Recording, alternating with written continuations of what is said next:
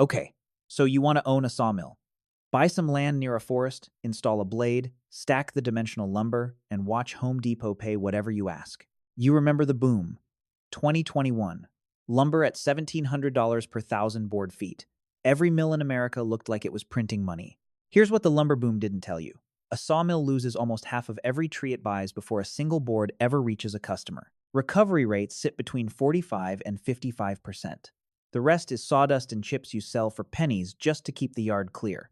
The kiln swallows $2 million in capex, and your log yard locks up cash for months before a single board dries enough to ship. A sawmill is not really a wood business. It is a commodity arbitrage business that happens to own a very expensive blade. Now, before you pick which lane you want to be in, you need to understand that the word sawmill hides four completely different businesses under one roof. Most people who search how to start a sawmill end up on YouTube watching a guy in Tennessee slice cedar planks with a portable bandsaw in his backyard. That is one kind of sawmill. It is also the least profitable one to scale, and it is nothing like the mill that supplies your neighborhood lumberyard. Let's walk through the four tiers, because the numbers change so violently between them that treating them as the same industry is the first mistake most new owners make. The first tier is the portable mill. $8,000 for a used bandsaw, maybe $50,000 for a serious Wood-Mizer setup with a hydraulic loader. You cut on the customer's property. You charge per board foot, usually 75 cents to $1.25, and you keep almost all of that as gross margin. 25 to 35% net margin is realistic. But here's the ceiling that nobody selling you a bandsaw wants to mention. You cannot scale volume without hiring, and the moment you hire, your margins collapse because the whole business model was labor arbitrage on your own time. A one-man portable mill nets $40,000 to $80,000 a year at full utilization. That is a job with a very expensive tool, not a business. The second tier is the small stationary mill. $500,000 to $2 million in capex. Fixed location, feeding niche markets. Hardwood flooring blanks, pallet stock, custom timber framing, live edge slab dealers selling to furniture makers on Instagram. These are the customers keeping small mills alive. Margins here can hit 15 to 20% if you specialize, but volume is capped by species availability and by how many niche buyers exist in your region. You are not competing on price. You are competing on being the only mill in 300 miles that can cut 10-quarter walnut to 2,000th tolerance. The third tier is where the game changes completely. Mid-sized dimensional mills. $15 to $40 million in capex. Cutting standard SPF or southern yellow pine. 2x4s, 2x6s. The commodity lumber that ships on rail cars to Home Depot and Lowe's distribution centers across the continent. This is the mill most people picture when they hear lumber industry.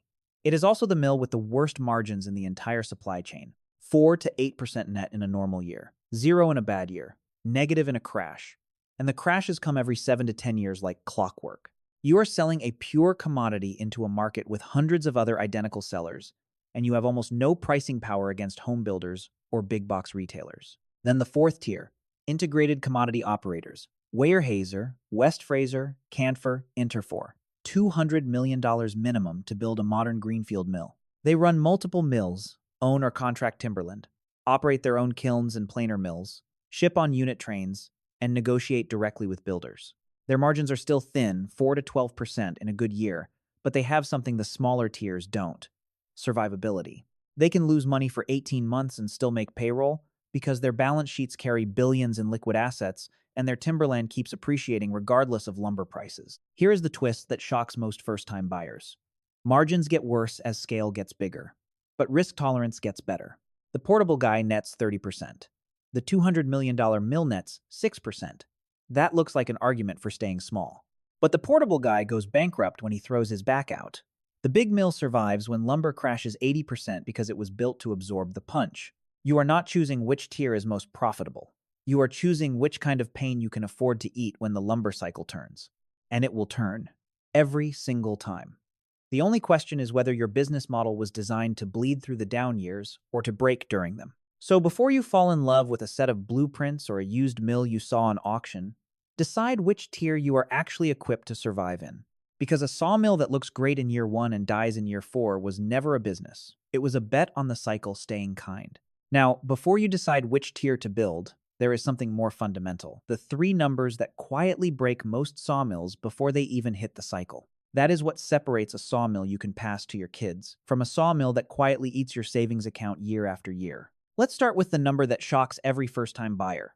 The number nobody puts in the pitch deck when they try to sell you a mill. Recovery rate. It sounds technical. It is the single most important number in your entire business, and almost nobody outside the industry knows it exists. Here is what it means in plain English. You buy a log, you feed it through the mill. Somewhere between 45 and 55% of that log comes out as sellable dimensional lumber. The rest becomes sawdust, planer shavings, edgings, trim ends, bark, and slabs. You call these residuals or byproducts. Buyers call them landfill fees waiting to happen. You will sell those byproducts. Pulp mills buy chips at $10 to $30 per ton. Biomass power plants buy sawdust at similar rates. Farmers buy shavings for animal bedding, but you sell that half at 5 to 8% of the price of finished lumber. It is not a revenue stream. It is a subsidy on waste disposal. Read that again. Half of every dollar you paid for standing timber walks out of your yard as chips priced at pennies. Now here is the mechanical part most owners underestimate. Recovery is not a fixed number. It moves. It moves with log quality, blade condition, saw kerf, operator skill, and species. A well-run modern mill running clean lodgepole pine can push 53, 54%. A tired mill running warped storm-damaged logs might drop to 42.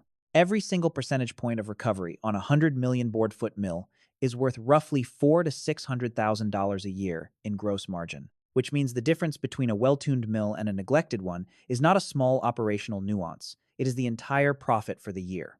Owners who don't obsess over recovery every single shift end up buying a sawmill that quietly hemorrhages $500,000 a year they never see on any invoice. Half the tree pays your bills.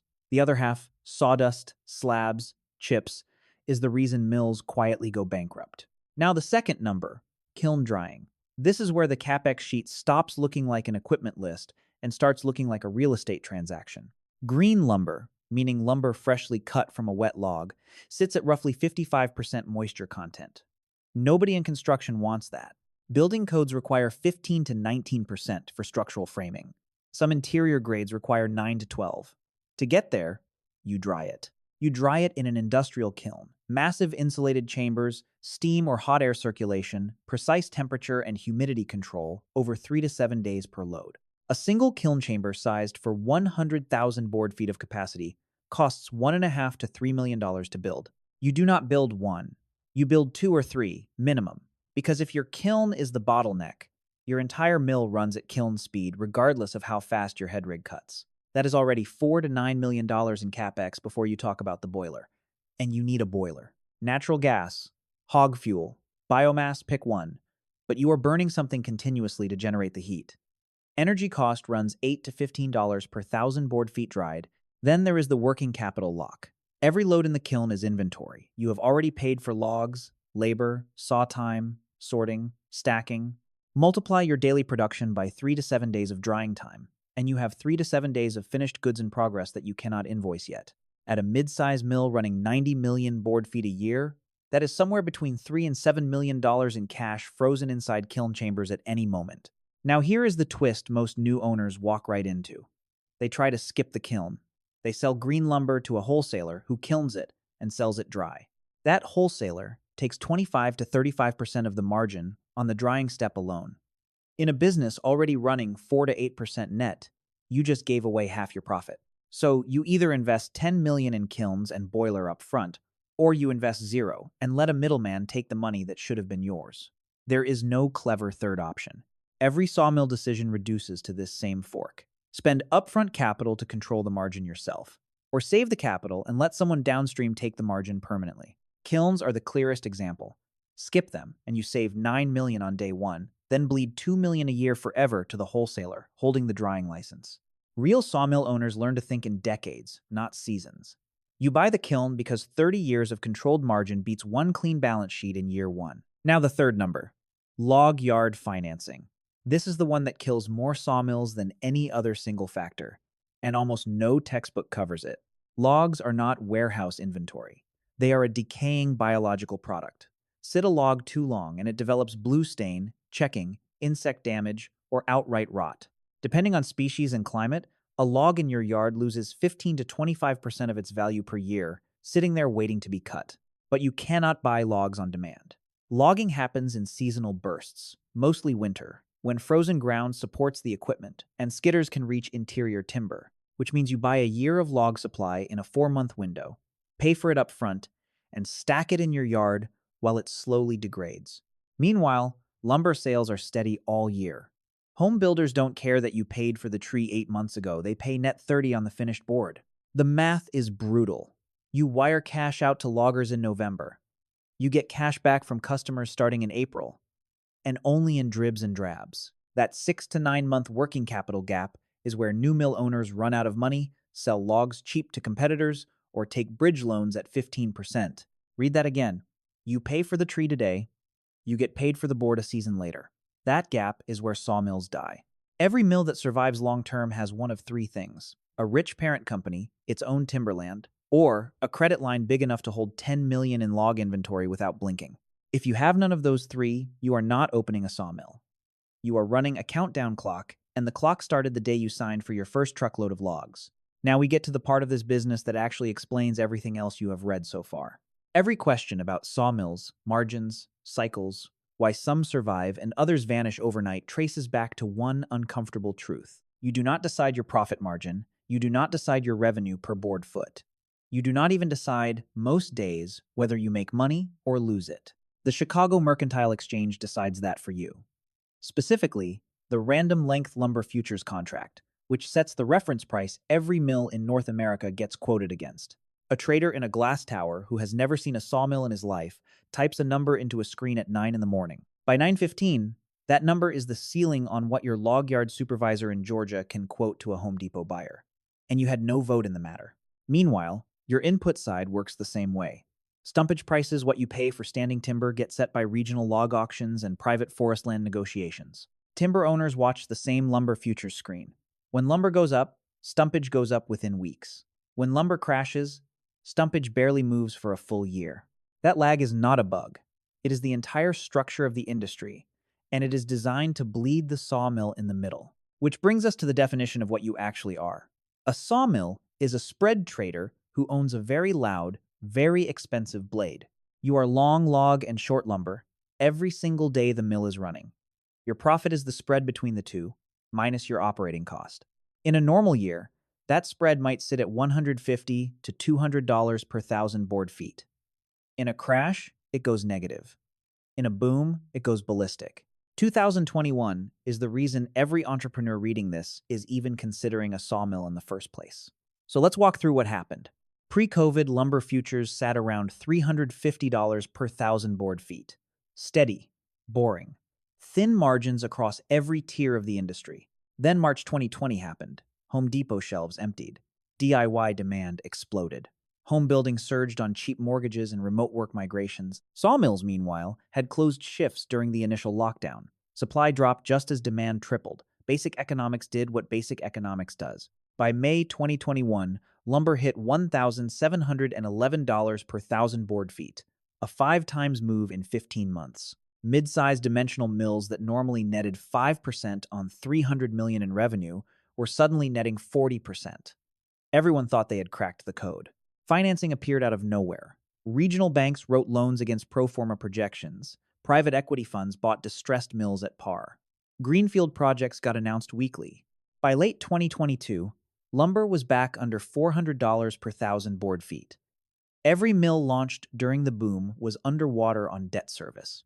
By late 2023, foreclosures started. Mills that had opened at scale 16 months earlier were being sold at 40 cents on the dollar to integrated operators. The sawmill did not fail. The bet on the cycle did. And the cycle did what cycles always do. It reverted to the mean, then punched below it for a while. Consider what this means for daily operations. A logging contract signed in January locks in your input cost for 6 months. Lumber can fall 30% in that window. There is no operational lever you can pull to save yourself. You cannot cut faster. You cannot shed workers overnight. You cannot renegotiate stumpage contracts already signed. The mill just runs, burning through logs bought at last quarter's price, producing lumber sold at this quarter's collapsed number. Every day, quietly, you get poorer. This is why survivors think about the business the way an oil refinery does. Crack spread, log lumber spread. Same idea, same brutal exposure to two moving prices you don't control. Refineries hedge with sophisticated futures. Sawmills mostly cannot. The lumber futures market is roughly 100 times smaller than crude oil futures, and liquidity dries up beyond a few months out. So you can lock in a hedge for the next 6 weeks of production. Beyond that, you are naked to the market, and the market has no obligation to be kind to you. Here is the twist most first-time buyers do not understand about hedging. You can hedge on the CME, you should hedge on the CME, but it does not solve your problem. Because the futures contract references a benchmark grade at a specific delivery point.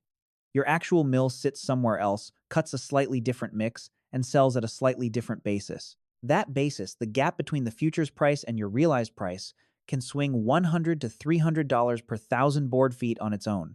You are not hedged against your real risk. You are hedged against a related risk that moves 90% with yours in normal times and completely detaches in a crisis. Which leads to the second, quieter twist. The mills that survive the cycle are not the ones with the best hedging desk. They are not the ones with the lowest cost of production either. The survivors are the mills whose balance sheets can absorb 18 months of negative EBITDA and still make payroll on Friday. That is it. That is the entire game. Not efficiency, not scale, not clever cost cutting, just the boring, unsexy ability to bleed for a year and a half without dying. Weyerhaeuser has that. Interfor has that in a normal cycle, but got tested to breaking point in 2023. Your regional independent competitor almost certainly does not. You, opening your first mill, absolutely do not have it, which is why the industry consolidates every cycle and why small operators end up as case studies in someone else's annual report. Who actually decides what you earn per board foot? It is not you. It is not your customer. It is a screen in Chicago, and it does not know your name. None of this shows up on the pro forma spreadsheet the broker hands you when you tour the mill. The spreadsheet uses last year's lumber price, last year's log cost, last year's spread. If the math is this brutal, if the cycles are this predictable, why do smart people keep opening sawmills at the exact top of the cycle? The answer is not stupidity. Most of the people who signed lease agreements for greenfield mills in 2021 were experienced. Some were second-generation lumber families. The answer is a well-documented behavioral bias called anchoring. When lumber hit $1,700 in May 2021, that number burned itself into every projection built for the next 2 years. Anchoring works like this. Your brain treats the most vivid recent price as the normal number, then discounts every other data point against it. A 20-year historical average of $420 gets mentally reclassified as the depressed price. $1,700 becomes the achievable price. Every pro forma written in that window assumed lumber would stabilize somewhere between $800 and $1,200. Not $1,700, but nowhere near $400 either. Actual outcome. Lumber spent 2022 through 2024, averaging around $420, exactly the 20-year mean, exactly the number the pro formas dismissed as impossible. That is trap number 1, anchoring on the boom.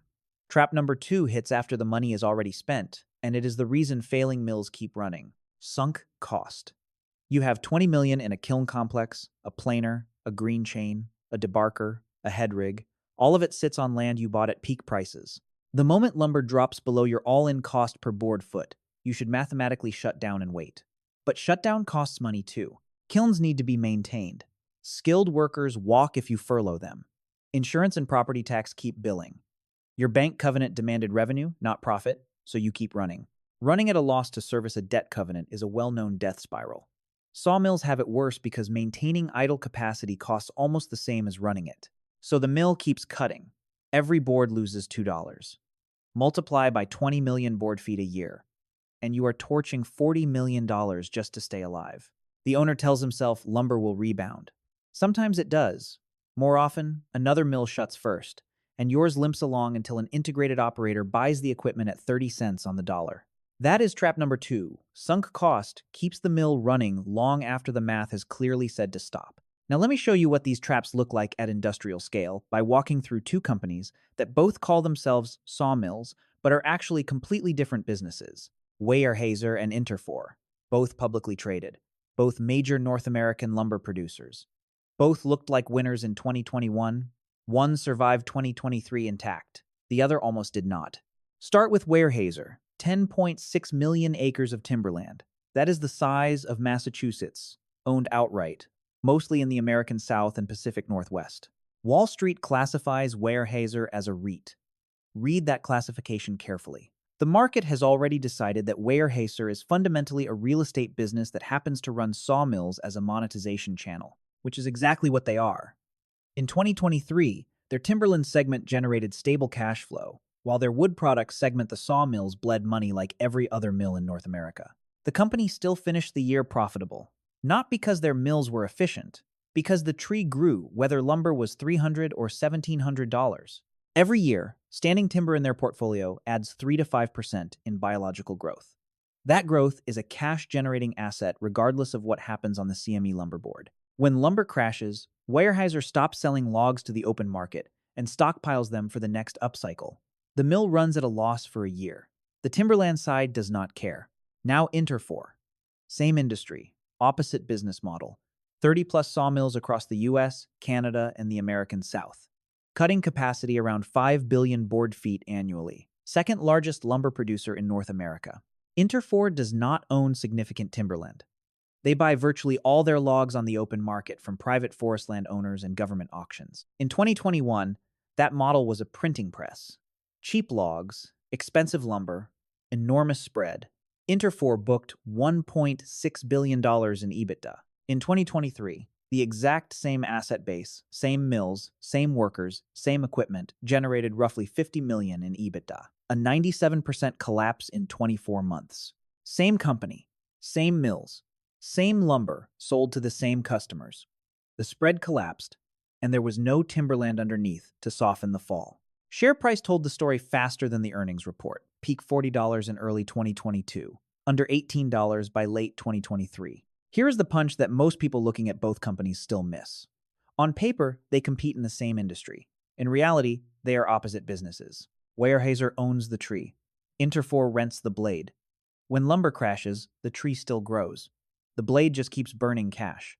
When you look at either annual report, you see the word sawmill, and you assume you understand what business they are in. You do not.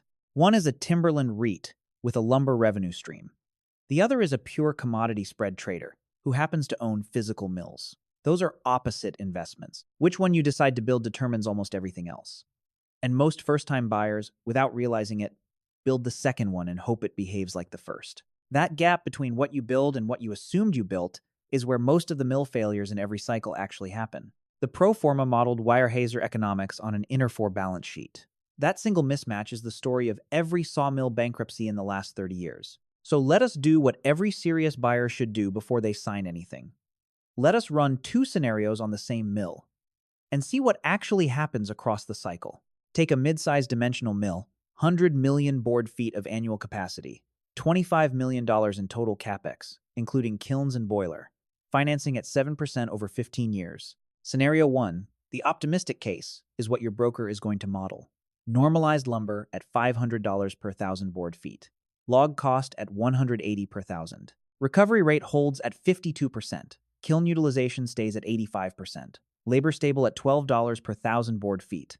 Everything runs the way the manual says. Gross spread comes in at $320 per thousand board feet. Multiply by output. Subtract fixed cost, debt service, maintenance, energy, insurance, property tax, and small mismatches. You land at roughly 9 to 11% EBITDA margin on $90 million in annual revenue. Free cash flow around $6 million a year after debt service. Payback on the $25 million capex sits somewhere between 12 and 15 years. Not glamorous, but a real business with a real return. This is the pitch. This is the model on the spreadsheet. This is the version of your future the broker walks you through over coffee. Now scenario 2. The realistic case, meaning the case that assumes the cycle exists and will hit you at some point during your 15-year loan. Same mill, same capex, same $12 per thousand board feet labor, same 52% recovery on day 1. Only the market changes. Lumber drops from $500 to $380 over 18 months. That is not a crash. That is a modest reversion, roughly what happened in 2022. Log cost stays at $180. Because you signed a 2-year stumpage contract when lumber was strong, and the loggers do not care that your realized price collapsed. Log quality drops. Because timber owners are pulling back on harvests, and you have to accept whatever comes through the yard just to keep the mill running. Recovery drops from 52 to 48%. That is not a maintenance failure. That is what happens when your log mix gets worse and you cannot afford to be picky. Every one of those 4 percentage points is worth $2 million a year in gross margin at your production scale. So recovery alone just cost you $8 million. Meanwhile, the spread compressed from $320 to $200 per thousand board feet. On 90 million board feet, that is $10.8 million of gross margin gone. Fixed costs did not move. Debt service did not move. Maintenance actually got worse, because used equipment starts breaking under sustained financial pressure. EBITDA goes from a positive $8 million to a negative $4 to $6 million per year. Cash reserves that were supposed to fund working capital start funding survival instead. At current burn, your cash column runs empty somewhere between 14 and 18 months. Your bank calls the loan, you call every buyer in North America. The integrated operators, sitting on cash they raised during the boom, come looking. They offer 60 to 70% of your original capex. Take it or file. You take it. Because the alternative is losing everything. And 12 months later, that same integrated operator has your mill running at 9% EBITDA under their balance sheet. Same mill, same equipment, same workers mostly. The only thing that changed was the balance sheet underneath, and the balance sheet was the entire business. Every mill absorbed the same shock. The difference between the ones sold at fire sale and the ones still standing came down to who had the deeper wallet on day one. That is not efficiency winning. That is capital reserves winning. Two entirely different games that most first-time buyers confuse until it is too late. That is the difference between Scenario 1 and Scenario 2. Not efficiency, not skill, not effort, just staying power when the market decided you were early. Now, one last thing. The one line worth remembering after you close this video and go back to whatever you were doing before. If you do decide to open a sawmill, remember the one thing that actually determines whether or not you make it through a full cycle. It was never about how fast your blade cuts. It was never about how many board feet leave your yard on a truck each week. It was never about how clean your kiln runs or how tight your recovery rate is on any given shift. It was about whether you could afford to keep the lights on during the 18 months lumber decided you weren't supposed to be here. That is the aphorism worth writing down. Simple, ugly, true. It is the sentence every survivor in this industry eventually reduces the entire business to. The blade cuts the wood, the market cuts you. That is the whole business. And once you see it, you cannot unsee it.